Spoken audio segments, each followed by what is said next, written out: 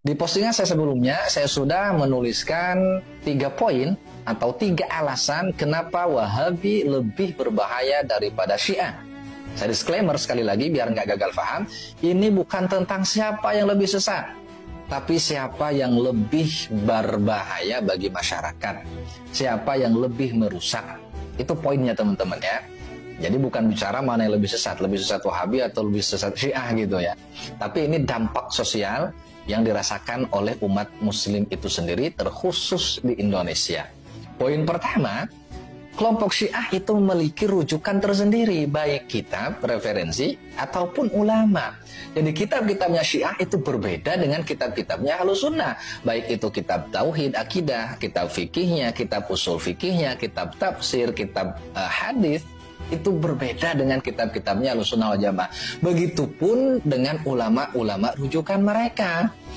Ulama rujukan Syiah itu berbeda dengan ulama rujukan Ahlussunnah wal Jamaah. Sehingga tidak sulit untuk masyarakat awam mendeteksi mana Syiah, mana non-Syiah.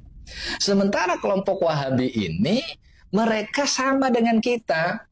Dalam arti kitab-kitab mereka, ulama-ulama yang sering mereka catut itu adalah ulama Ahlussunnah wal Jamaah.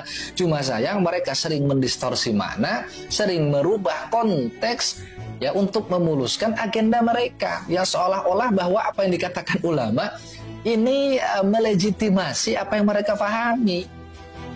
Dan Syiah tidak pernah mengaku sebagai Ahlussunnah.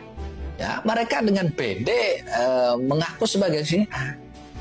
Tapi Wahabi mereka mengaku Ahlussunnah wal Jamaah, tapi di sisi lain sering mengejek gitu ya istilah-istilah Ahlussunnah wal Jamaah. Ya, di Indonesia kan kita tahu ya Ahlussunnah wal Jamaah itu kan disingkat jadi Aswaja.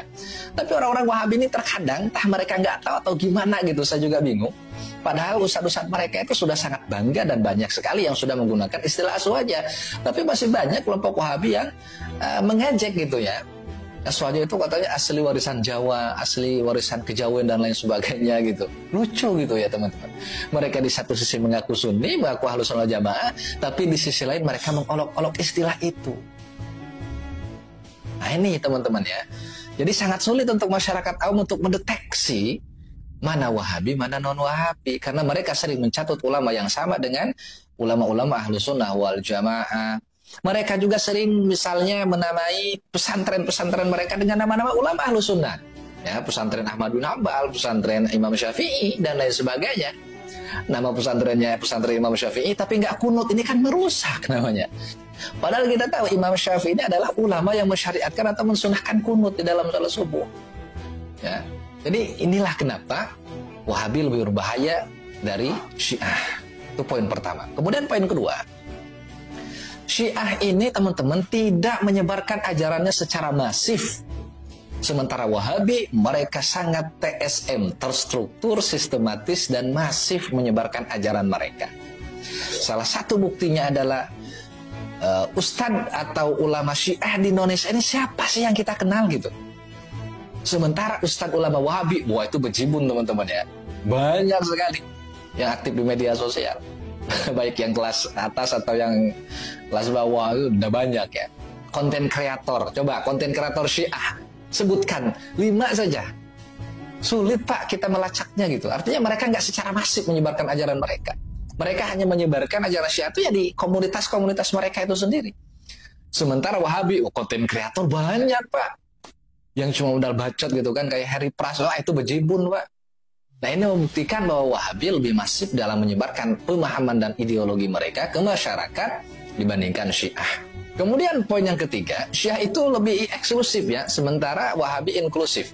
Syiah di berbagai kondisi atau di negara-negara selain di Indonesia atau bahkan di Indonesia itu sendiri, mereka ya masih bersosial secara aktif. Artinya kalau ada pengajian yang isinya itu ulama Ahlussunnah Jamaah, mereka masih mau ikut gitu. Sementara Wahabi mereka sama sekali tidak mau ikut pengajian kalau ya penceramahnya atau ustadznya itu bukan dari kelompok mereka sendiri. Ya, mereka sangat alergi sekali dengan ustadz mereka, sehingga mereka sering membuat atau mendikotomi ya para penceramah atau ustadz-ustadz di Indonesia. Ini bilangnya ustadz sunnah gitu kan, ini ustadz yang bukan sunnah. Nah inilah teman-teman ya kenapa Wahabi lebih berbahaya daripada Syiah. Artinya masyarakat ini lebih sulit mendeteksi mana Wahabi mana non-Wahabi. Ya, kita mungkin sangat jarang sekali mendengar ada satu keluarga yang pecah gara-gara Syiah, jarang, Bapak Ibu sekalian. Tapi Wahabi, saya yakin setiap teman-teman yang nonton video ini punya kenalan atau saudara yang mereka tidak saling tegur sapa, bahkan ya terkesan bermusuhan hanya gara-gara perbedaan pendapat tentang tahlilan Maulid Nabi. Jadi Wahabi ini betul-betul merusak teman-teman ya tatanan sosial kita, baik dari skala yang besar sampai skala yang paling kecil di dalam keutuhan keluarga itu sendiri. Banyak kok anaknya yang sampai nggak ikut tahlilan emaknya gitu ya. Orang lain tahlilan dia malah kabur. Ini saya yakin bukan rahasia umum ya. Setiap kita pasti punya teman atau keluarga, saudara, sanak famili atau mungkin tetangga yang pecah gitu ya, atau yang tidak tidak akur gara-gara pemahaman Salafi Wahabi ini. Wallahu a'lam.